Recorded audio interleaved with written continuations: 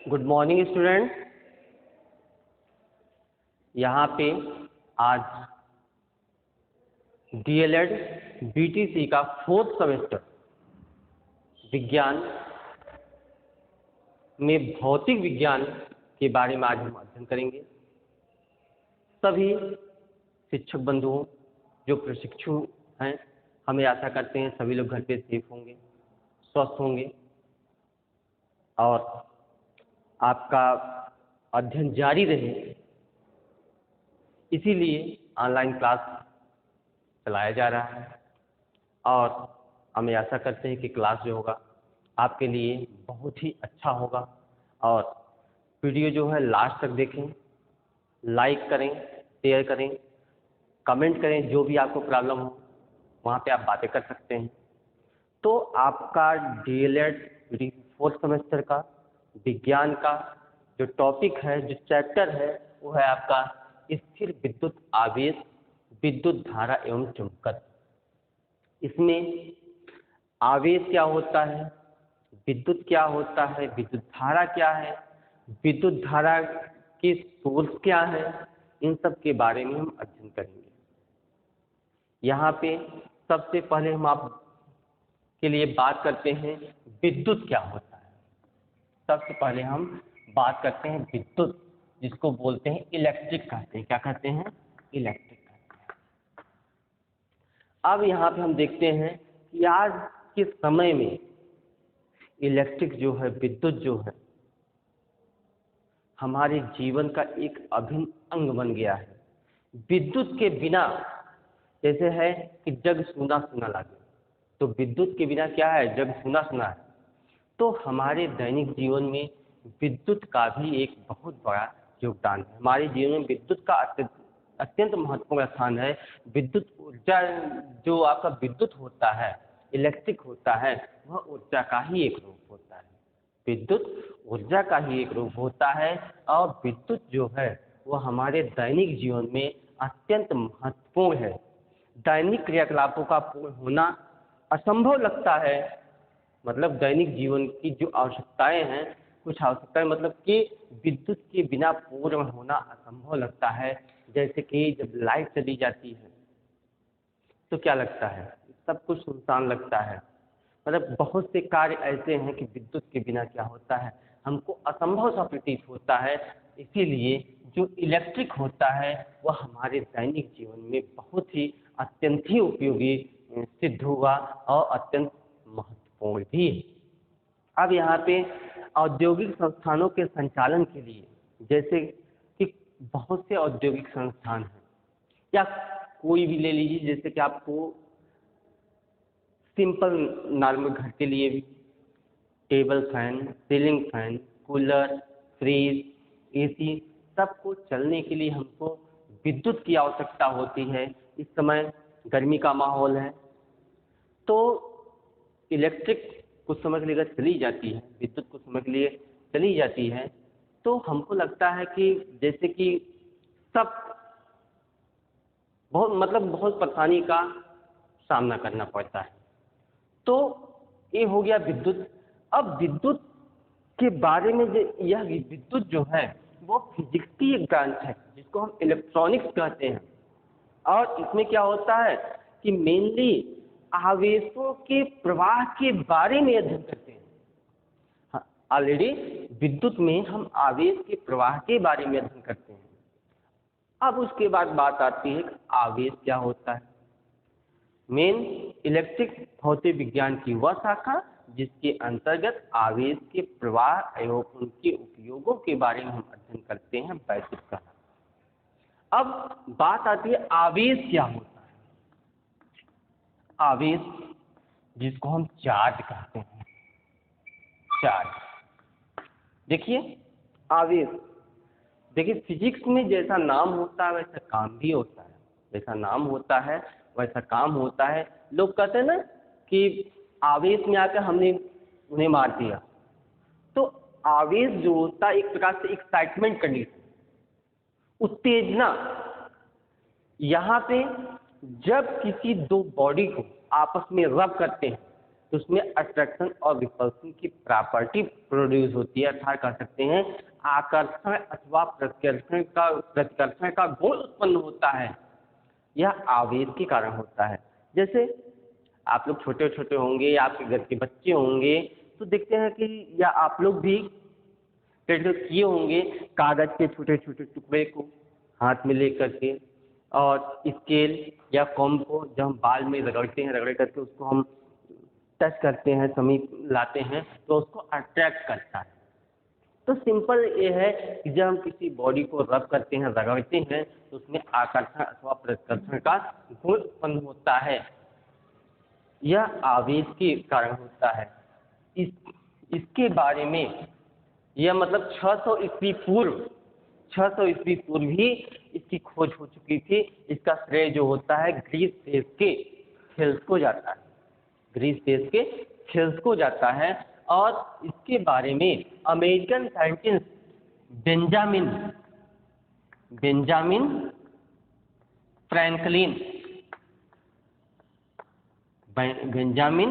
Franklin ने आवेश के बारे में हमको बताया। बेंजामिन फ्रैंकलिन ने आवेश के गुण के बारे में बताया। उन्होंने उसके गुण की व्याख्या किया और सिंपल एक्सपेरिमेंट के द्वारा, मतलब कि उलेन ग्लास के रॉड को उन्होंने रब किया, या कह सकते हैं सिंपल प्रयोगों द्वारा, साधारण प्रयोगों द्वारा उन्होंने आवेश के विषय में हमको जानकारी बताया। और इस आवेश की खोज जो है 600 वर्ष पूर्व हुई थी। इसका श्रेय ग्रीस देश के निवासी थेल्स को जाता है। इलेक्ट्रिसिटी शब्द जो है ग्रीक भाषा के शब्द इलेक्ट्रॉन से है, जिसका अर्थ होता अंबर होता है। अब बेंजामिन फ्रैंकलिन ने आवेश के बारे में बताया कि आवेश 2 प्रकार के होते हैं। कौन कौन सा? धनात्मक आवेश और नंबर 2 ऋणात्मक आवेश। उन्होंने बताया धनात्मक आवेश और ऋणात्मक आवेश। अब धनात्मक आवेश क्या है, ऋणात्मक आवेश क्या है? यहाँ पे विद्युत आवेश जो है द्रव्य के साथ जुड़ी हुई वह अदिश भौतिक राशि है जिसके कारण चुंबकीय और वैद्युत प्रभाव उत्पन्न होता है, आवेश कहलाता है। किसी वस्तु में इलेक्ट्रॉनों की अधिकता, किसी भी वस्तु में इलेक्ट्रॉनों की अधिकता व उसकी कमी जो होता है उसके प्रभाव को बताता है। अब यहाँ पे क्या है कि यह वैद्युत आवेश, यह आवेश क्या होता है इसको भी जान लीजिए। यह एक अदिश राशि है। क्या है? अदिश राशि। विद्युत आवेश एक अदिश राशि है जिसको हम स्केलर क्वांटिटी कहते हैं, अदिश राशि कहते हैं। तो इसके पहले सेमेस्टर में आप लोगों ने अदिश राशि और सदिश राशि के बारे में अच्छे से जानकारी अध्ययन किया है। तो यहाँ पे विद्युत आवेश जो होता है वह अदिश राशि होती है। अदिश का मतलब कि जिसमें दिशा न हो, अदिश का मतलब होता है जिसमें दिशा न हो, और सदिश का मतलब होता है दिशा के साथ। तो हम इसके बारे में बहुत ज़्यादा अध्ययन नहीं करेंगे, बहुत ज़्यादा डिस्कस नहीं करेंगे। तो आवेश जो होता है यह एक अदिश भौतिक राशि होती है, और बेंजामिन फ्रैंकलिन ने इनका नामकरण किया कि यह 2 प्रकार से होता है, धनात्मक आवेश और ऋणात्मक आवेश। उन्होंने इससे संबंधित 2 नियम भी दिए। उन्होंने बताया कि जो आवेश होता है और धनात्मक, ये आपका धनात्मक आवेश है, ये आपका ऋणात्मक आवेश है। उन्होंने बताया कि समान आवेश में इनका रूल क्या है? रूल ये है कि समान आवेश में क्या होता है? प्रतिकर्षण होता है। समान आवेश में प्रतिकर्षण, समान आवेश में प्रतिकर्षण होता है। और नंबर 2 विपरीत आवेश में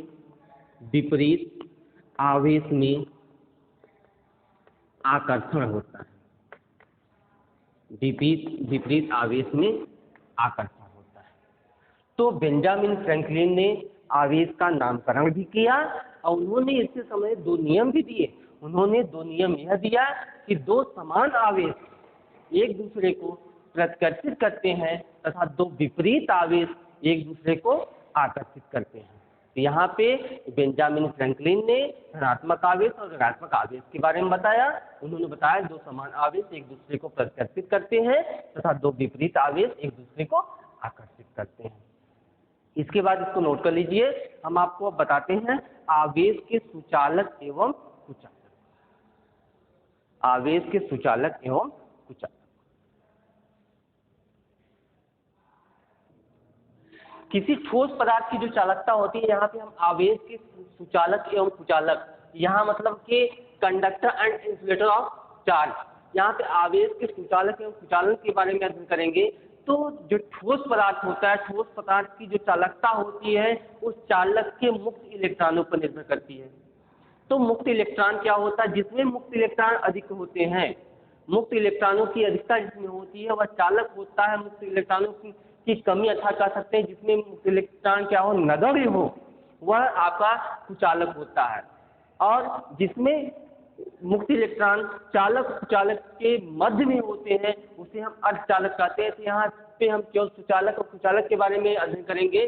तो सुचालक क्या होता है कि वह पदार्थ जिसमें विद्युत धारा आसानी से प्रवाहित हो, या कह सकते हैं कि मुक्त इलेक्ट्रॉनों की अधिकता हो, जिसमें मुक्त इलेक्ट्रॉनों की अधिकता हो वह आपका सुचालक होता है। जिसमें मुक्त इलेक्ट्रॉनों की अधिकता न हो वह कुचालक होता है। यहाँ पे देख लीजिए, मुक्त इलेक्ट्रॉन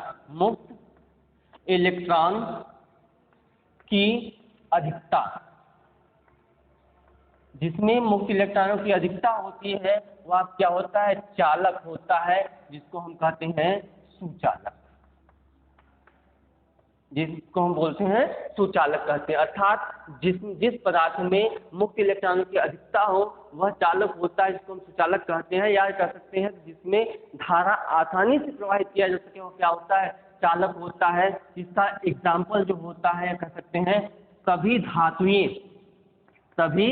धातुएं जो होती हैं वह चालक होती हैं, सभी धातुएं चालक होती हैं। अब यहाँ पे केवल धातुओं को न लेकर के अगर हम देखा जाए तो इसके अतिरिक्त जो होता है कोयला हो गया, अम्ल हो गया, पृथ्वी का मानव शरीर जो हो गया, यह मानव शरीर भी जो होता है वह सुचालक होता है। एसिड हो गया, आपका ग्रेफाइट हो गया, ये सब आपके सुचालक के अंतर्गत आते हैं। किसके अंतर्गत आते हैं? सुचालक के अंतर्गत आते हैं। एवं कह सकते हैं मानव शरीर और आपका पृथ्वी भी जो होता है वह एक तरीके से कंडक्टर होता है, सुचालक के अंतर्गत आता है। अर्थात जिसमें मुक्त इलेक्ट्रॉन की अधिकता होती है वह सुचालक होता है। और कह सकते हैं उसके बाद मुक्त इलेक्ट्रॉनों की कमी, मुक्त इलेक्ट्रॉनों की कमी। अब यहाँ पे इसको हम अगर नगण्य बोल दें, इसको नगण्य कह दें, अर्थात कह सकते हैं जिसमें मुक्त इलेक्ट्रॉनों की संख्या क्या हो, नगण्य के बराबर हो, वो आपका होता है कुचालक होता है। क्या होता है? कुचालक होता है, जिसको हम इंसुलेटर कहते हैं। इसके अंतर्गत आपका आ जाता है फॉर एग्जाम्पल जैसे लकड़ी हो गया, शीशा हो गया, लकड़ी, शीशा, पत्थर, मोम भी आता है। यह आपका जो होता है वह कुचालक के अंतर्गत आता है। किसके अंतर्गत आता है? कुचालक के अंतर्गत आता था। आवेश के सुचालक एवं कुचालक हो गए। अब यहाँ पे आप देख सकते हैं, इसको आप नोट करिए, सिंपल पॉइंट है। जिसमें मुक्त इलेक्ट्रॉन किसी भी ठोस पदार्थ में जो चालन होता है वह आपके इलेक्ट्रॉनों की अधिकता के कारण होता है, और जिसमें जो कुचालन होता है वह इलेक्ट्रॉनों की कमी के कारण होता है। और जिसमें मुक्त इलेक्ट्रॉनों की अधिकता और कमी दोनों क्या हो, मध्यस्थ हो, वह अर्धचालक होता है। अर्धचालक यहाँ पे बहुत ज़्यादा डिटेल में हम नहीं बताएंगे कि, और यह कह सकते हैं कि जिसकी प्रॉपर्टी, जिसका गुण चालक है कुचालक के मध्य में होता है। यहाँ नोट कर लीजिए कि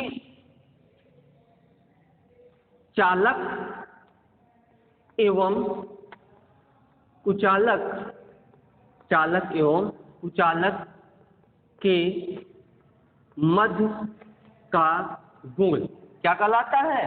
अर्धचालक होता है। क्या होता है? अर्धचालक। अर्धचालक होता है। अर्थात कह सकते हैं कि चालक और कुचालक के मध्य का जो गुण होता है, मध्य की जो प्रॉपर्टी होती है, वह अर्धचालक के अंतर्गत आता है। तो यहाँ पे अर्धचालक का जो होता है बहुत ही बड़ा उपयोग है, बहुत ही बड़ा उपयोग है इलेक्ट्रॉनिक्स में, विद्युत में। यह जो है एकदम भूचाल लाया हुआ है क्या? अर्धचालक। आप जितने भी आप प्रेजेंट टाइम में एलईडी देख लीजिए, उसके बाद आप मोबाइल फ़ोन यूज करते हैं, सिम यूज करते हैं, सोलर सेल यूज करते हैं, सब में क्या है? सेमीकंडक्टर का यूज है, सेमीकंडक्टर का बना होता है। तो सेमीकंडक्टर जो है, या कह सकते हैं अर्धचालक जो होता है दैनिक जीवन में, इसका भी बहुत बड़ा उपयोग है। जिसको ये आपका फर्स्ट पॉइंट हो गया, सेकंड पॉइंट हो गया, ये थर्ड पॉइंट भी नोट है। इलेक्ट्रॉनों की अधिकता जिस पदार्थ में मुक्त इलेक्ट्रॉनों की अधिकता होती है, चालक होता है। जिस पदार्थ में मुक्त इलेक्ट्रॉनों की कमी हो, अर्थात क्या कहते हैं नगण्य होता है, वह कुचालक होता है। और चालक कुचालक के मध्य का जो गुण होता है, वह अर्धचालक होता है। अब बात करते हैं विद्युत धारा की, इलेक्ट्रिक करंट। तो अभी हमने आपको बताया इलेक्ट्रिक करंट का बहुत ही अत्यधिक उपयोग है। तो यहाँ पे जो इलेक्ट्रिक करंट होता है, यह आवेश प्रवाह के दर पर निर्भर करता है। तो सिंपल ये है कि किसी भी चालक में आवेश प्रवाह की दर को विद्युत धारा कहते हैं। किसी भी चालक में आवेश प्रवाह की दर को विद्युत धारा कहते हैं। यह एक अदिश राशि है। यह एक क्या है? अदिश राशि है। यह एक अदिश राशि है।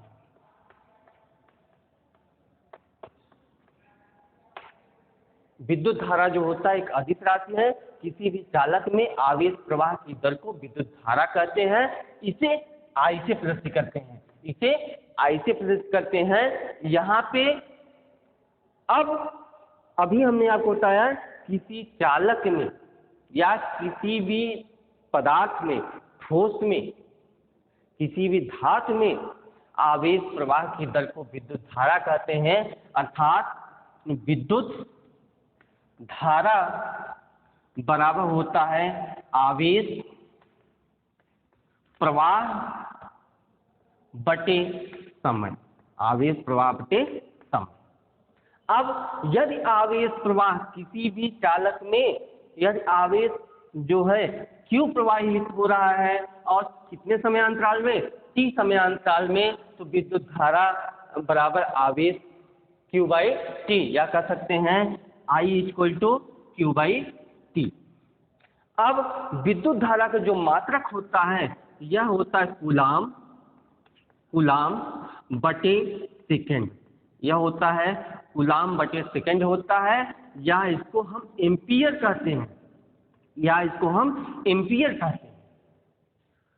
अब एम्पियर जो है वह एक भौतिक राशि है, मूल राशि है, फंडामेंटल क्वांटिटी है। तो मूल राशियों के बारे में हम यहाँ पे थोड़ा सा लिख देते हैं। वैसे तो आप पढ़ चुके हैं मूल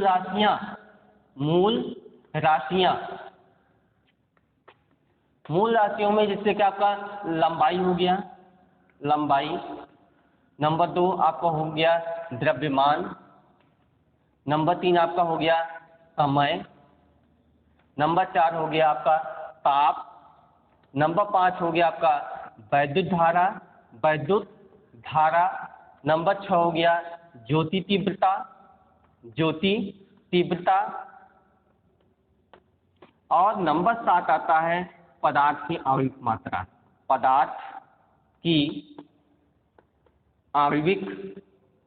मात्रा। अब यहाँ पे एम्पियर जो है यह मूल मात्रक है। क्यों कि मूल राशियाँ, मूल मात्रक आप पिछले सेमेस्टर में पढ़ चुके हैं, तो यहाँ बहुत ज़्यादा डिस्कस हम नहीं करेंगे, लेकिन फिर भी मूल राशियाँ आपकी 7 होती हैं। 6 जो होता है भौतिक विज्ञान में यूज किया जाता है, 7वां जो है रसायन विज्ञान में यूज किया जाता है। मूल राशियाँ क्या होती हैं कि जो किसी अन्य दूसरे राशि पर निर्भर नहीं करती हैं, अर्थात वे राशियाँ जो किसी अन्य दूसरे राशि पर निर्भर नहीं करती हैं, उन्हें मूल राशियाँ कहते हैं। और मूल राशियों के मात्रक को मूल मात्रक कहते हैं। यहाँ पे विद्युत धारा जो है आपका वह मूल राशि है, और एम्पियर जो है मूल मात्रक है। यहाँ पे आपका इसका एक मात्रक और होता है कूलाम बटे सेकंड। कूलाम जो होता है आवेश का मात्रक होता है, सेकंड जो है समय का मात्रक। अब बात आती है विद्युत धारा की दिशा। विद्युत धारा की दिशा, अभी तो हमने आपको बताया आवेश प्रवाह की दर को विद्युत धारा कहते हैं। तो आवेश कितने प्रकार के होते हैं? 2 प्रकार के होते हैं, धनात्मक आवेश और ऋणात्मक आवेश। आवेश कितने प्रकार के होते हैं? 2 प्रकार के होते हैं, धनात्मक आवेश और ऋणात्मक आवेश। अब धारा किस दिशा में बहेगी? आप पढ़े भी होंगे, इलेक्ट्रॉनों के प्रवाह के ठीक विपरीत दिशा में धारा का प्रवाह होता है। तो मेनली जिस किताब में लिखा होगा कि इलेक्ट्रॉन के प्रवाह को विद्युत धारा कहते हैं, ये 100% गलत है, उसको फाड़ कर दीजिए। क्योंकि आवेश प्रवाह की दर को विद्युत धारा कहते हैं, लॉजिक है, सही है। अब आवेश 2 प्रकार के होते हैं। तो जो करंट उत्पन्न होता है, धारा उत्पन्न होती है, वह इलेक्ट्रॉनों के द्वारा ही नहीं होती। जब आप ऊंची कक्षाओं में, कुछ लोग बीएससी भी किए होंगे, इंटर में भी आप अच्छे से पढ़े होंगे, वहाँ पे इलेक्ट्रॉन्स भी होते हैं, होल्स भी होते हैं, जिसको हम इलेक्ट्रॉन और प्रोटॉन के नाम से जानते हैं। तो यहाँ पे लिख लीजिए धारा प्रवाह की दिशा। धारा प्रवाह की दिशा, धारा प्रवाह की दिशा। जैसे यह धनात्मक आवेश है, यह आवेश की दिशा हो गई, यह आवेश की दिशा हो गई, तो विद्युत धारा की दिशा भी वही होगी, यह धारा की दिशा हो गई। अर्थात धनात्मक आवेश जिस दिशा में प्रवाहित होगा, विद्युत धारा भी उसी दिशा में प्रवाहित होगा। अब ये रहा ऋणात्मक आवेश। ऋणात्मक आवेश मीन्स इलेक्ट्रॉन, यह इलेक्ट्रॉन की दिशा है, यह आपका हो गया आवेश। तो ठीक इसके विपरीत दिशा में, ठीक इसके विपरीत दिशा में क्या होता है? धारा का प्रवाह होता है, या धारा प्रवाह की दिशा को इंडिकेट करता है, धारा प्रवाह के दिशा को बताता है। तो विद्युत धारा के बारे में हमने आपको बताया, आवेश प्रवाह की दर को विद्युत धारा। अब यहाँ देखिए विद्युत धारा हो गया, विद्युत धारा की दिशा हो गई। अब विद्युत धारा के प्रकार में आइए। तो विद्युत धारा, आवेश प्रवाह की दर को विद्युत धारा कहते हैं, इसे आई से प्रदर्शित करते हैं। यह एक अदिश राशि है और इसका मात्रक जो होता है एम्पियर होता है। तो विद्युत धारा के प्रकार, विद्युत धारा जो होता है 2 प्रकार का होता है, जिसको हम बोलते हैं प्रत्यावर्ती, प्रत्यावर्ती धारा, और नंबर 2 होता है दिष्ट धारा। क्या होता है? प्रत्यावर्ती धारा और दिष्ट धारा, जिसको हम बोलते हैं अल्टरनेटिंग करंट और डायरेक्ट करंट। इसकी इंग्लिश भी हम लिख देते हैं अल्टरनेटिंग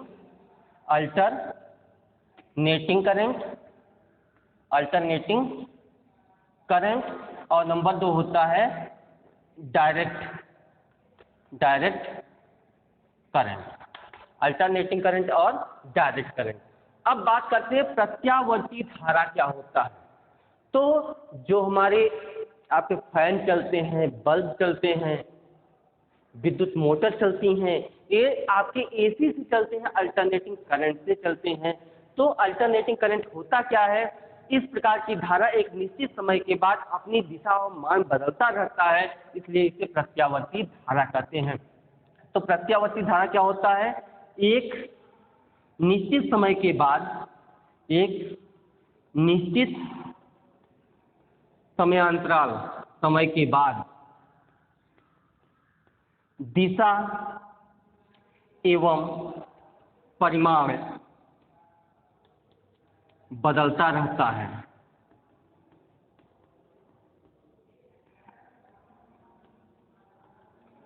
एक निश्चित समय के बाद दिशा एवं परिमाण अल्टरनेटिंग करंट जो होता है अर्थात प्रत्यावर्ती धारा जो होता है, इस प्रकार की धारा में एक निश्चित समय के बाद उसकी दिशा एवं परिमाण बदलता रहता है, जिसे हम प्रत्यावर्ती धारा कहते हैं। और प्रत्यावर्ती धारा जो होता है इसकी मदद से घरों में बल्ब, पंखा, हीटर, टेलीविजन आदि कारखानों के सभी मशीनों को चलाने के लिए हमको प्रत्यावर्ती धारा की आवश्यकता होती है, एसी की आवश्यकता होती है, अल्टरनेटिंग करंट की आवश्यकता होती है। प्रत्यावर्ती धारा से बहुत अधिक वोल्टेज पैदा किया जा सकता है। इसकी सहायता से बहुत अत्यधिक वोल्टेज को उत्पन्न किया जा सकता है। आपने हाउस होल्डिंग करंट की बात जानी होगी कि किस तरीके से पावर लाइन से आपके घरों तक बिजली पहुंचती है।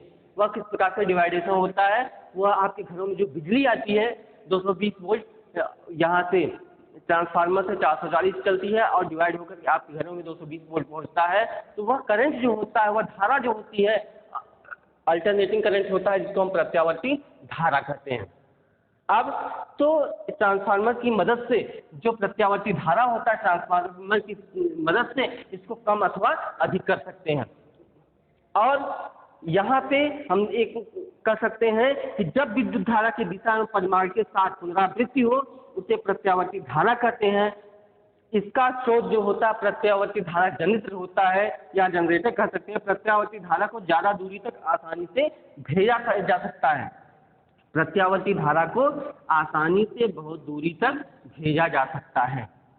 यहाँ पे यह आप क्या है, एसी है, अल्टरनेटिंग करंट है। अल्टरनेटिंग करंट एसी अर्थात इसका एक निश्चित समय के बाद इसका परिमाण और दिशा क्या होता है, बदलता रहता है, जिसको हम प्रत्यावर्ती धारा कहते हैं। अब उसके बाद बात करते हैं डिस्क धारा की। इस डिस्क धारा को हम सरल धारा या डिस्क धारा के नाम से जानते हैं। अब डिस्क धारा क्या होता है, डिस्क धारा क्या होता है इसको देख लीजिए। तो डिस्क धारा में इसमें जिस धारा की दिशा एवं मान नहीं बदलता, यहां लिख दीजिए, एक निश्चित समय के बाद दिशा एवं परिमाण नहीं बदलता। एक निश्चित समय के बाद दिशा एवं परिमाण नहीं बदलता है, उसे क्या कहते हैं, डिस्क धारा या सरल धारा कहते हैं। तो इसका जो डायग्राम होता है इस तरीके से हम कर सकते हैं। ठीक, इसमें यह आपका टाइम है, ये आपका वोल्टेज है, ये भी आपका वोल्टेज है, ये आप क्या है, टाइम है। एक निश्चित समय के बाद इसका क्या होता है, परिमाण और दिशा नहीं बदलता है। टॉर्च को जलाने के लिए, मोबाइल चार्ज के लिए, कैलकुलेटर के लिए डीसी करंट की आवश्यकता होती है, जिसे हम डिस्क धारा या सरल धारा कहते हैं।